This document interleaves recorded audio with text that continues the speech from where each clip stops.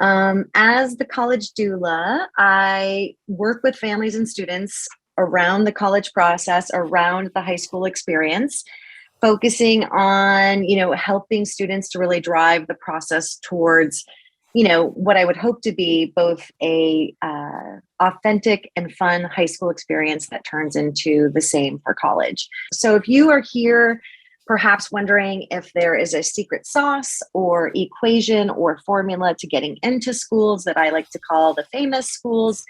Also, people call them highly rejective, highly selective. Then you're probably at the wrong presentation because, there isn't one.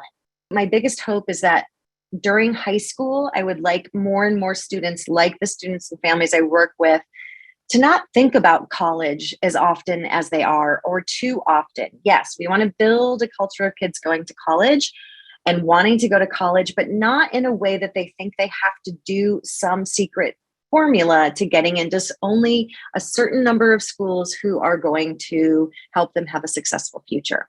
A lot of high school students think that they have to faithfully execute a predetermined script. And I want to kind of upend that idea today and give you some creative and permission and, empower you to feel differently. Was this the hardest admission year ever? I saw the LA Times had an article today about, sort of picking up the pieces after getting rejected and what's good to keep in mind. And, yes, kind of, Northeastern University located in Boston, they dropped from a 2-digit acceptance rate in about the high 20s to 7% this year. So they received 91,000 applications. That was a 21% increase in total applications. So, there isn't a real way to say, there's an easy or executed way to get into a school that's only admitting, 7% of students. It was their largest year over increase in applications in the last 20 years. If you're a freshman or if you're a junior and you're looking to apply this fall, there's 4 big factors. One is we have stronger applicants every year. And that's what I aim to help you do tonight. No matter where you apply, there's more applicants. Part of that is the test optional movement. So COVID, really impacted the ability for students to take standardized tests in a way that most schools became flexible. We saw just 2 days ago, MIT is going back to requiring SAT or ACT. So we will start to see those changes for those of you still in high school. But as for Harvard, they decided they're going to stay test optional. So if you're an 8th grader or 9th, 10th or 11th, they will be test optional. But that movement has implications to the overall of what we're seeing. Diversity initiatives are huge at schools now. So we're seeing schools, making really deliberate choices around their student body. And so that is a big part of why we're seeing these incredible numbers. But, there's hope in, a student with a 99 GPA who took, very rigorous courses, maybe got an F15, 20 on an SAT, and ends up at a place like the University of Houston. And the University of Houston may have not been a school he even heard about or knew about being from New York State, but making a new list of schools in a way where he actually is now going to university in the 4th largest city in the United States. They offer amazing research opportunities. They have an honors college and a service community that allows them to be a big university, but allows students to feel a part of a smaller community. So these are the kind of, outcomes, successful outcomes that we need to focus more on, because ultimately students like that will reach, when they're in a point in a university where they know why they're there, where they're able to thrive and continue on with passions that they initially had, then we are doing a better job. So what is holistic admissions? You hopefully, if you're attending college virtual sessions or we're back in, going to schools on campus, you're going to hear about this a lot. And this is actually, it's a true thing. It's not, they're not making it up. Every part of the application plays a role. So as a private college counselor, a lot of my counseling is around how to deflate the importance of what a student or a family feels is of the SAT or ACT of standardized testing, right? So every piece plays a role, but not none of them are used in isolation in a way that they outrank each other. These are all things that don't act in isolation, but together. So again, we've got that stronger applicants, more applicants. We've got test optional, diversity initiatives. What are we going to do when it comes to summer?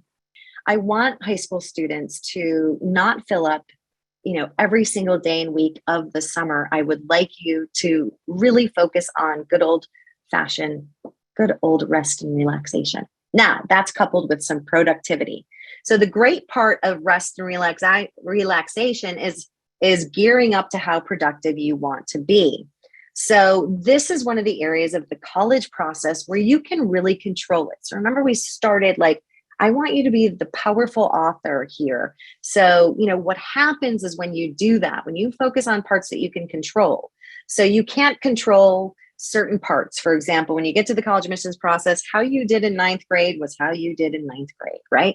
But what you do this summer will help you become a stronger applicant. Why? Because you will want to develop your interests, and you can do it in so many ways. You want to nurture ways that you're unique. So every time, these will impact parts of your application when you give yourself a chance to do it.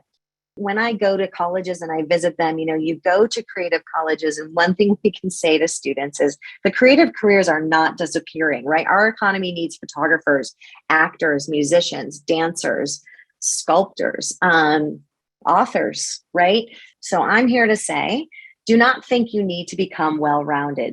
So colleges don't want well-rounded students. They want well-rounded student bodies.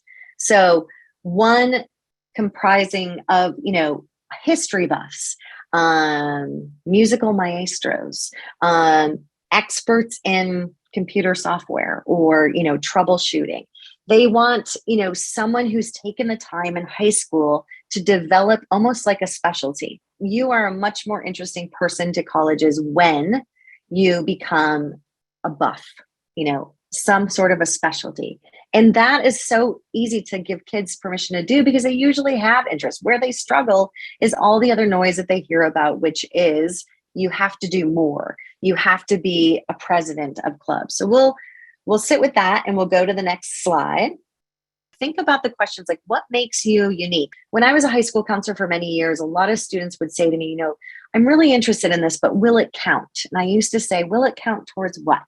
And I played devil's advocate. So I don't want you to ask those questions. I really want you to say, what am I interested in? What am I doing that's taking so much time out of my weekly schedule that I'm not getting a lot of satisfaction from? So I want you to build character. I don't want you to build titles. I want you to pursue experiences, and you get to be yourself.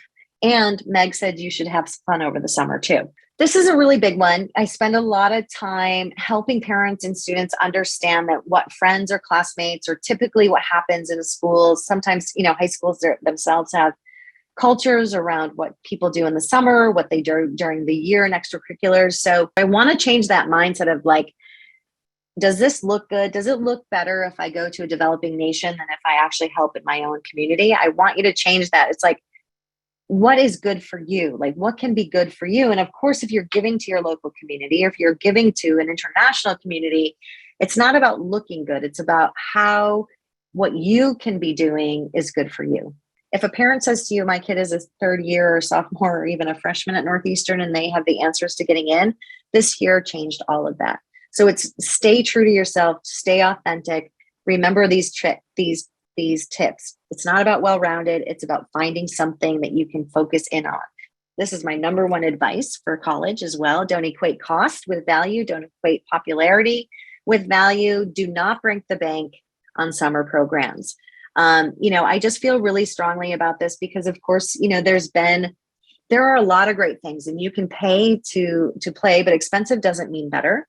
Do something meaningful that's meaningful for you, because eventually that is what is going to become a meaningful part of what you share with colleges when you apply. Engaging in a program demonstrates you have the motivation, you have curiosity to really know about something, to understand a subject more deeply. And you're not just learning something maybe for a test or your regular high school curriculum. Programs can be great. as can be a job, like the kid at the local hardware store who's building this new systems inventory. They spark something that becomes a lifelong passion, or it becomes part of their story in applying to colleges. These are just the tips again, right? So take caution when you do something based on what other people are saying about it. Create your experiences. Don't look at things as though you need to create leadership. It's a good time to plan now. Some of you may have, plans in place. I hope these reaffirmed them. Others of you, often it's just like the college admissions process. I'll have families come to me now and they'll say, I think we're really late. And I would say, you are not late. There are always plenty of ideas and programs available. You want to try and decrease the amount of commitments you have and really focus on having some free time, not only in the summer, throughout the year. Build a robot, like go help your local library. The list can go on. So student, always another kind of, bonus tip is document. If you're in 8th or 9th or 10th grade listening to this, I would start kind of putting together a list of all the things that you kind of do in your free time. And that can be in the school setting, outside of the school setting, and in the summer. It's surprising, maybe not to the adults listening, but you sometimes forget certain things that you do. So these types of, list builds kind of can help you, guide you in your efforts, and also guide you in your kind of path in high school. That's kind of the essence of the presentation.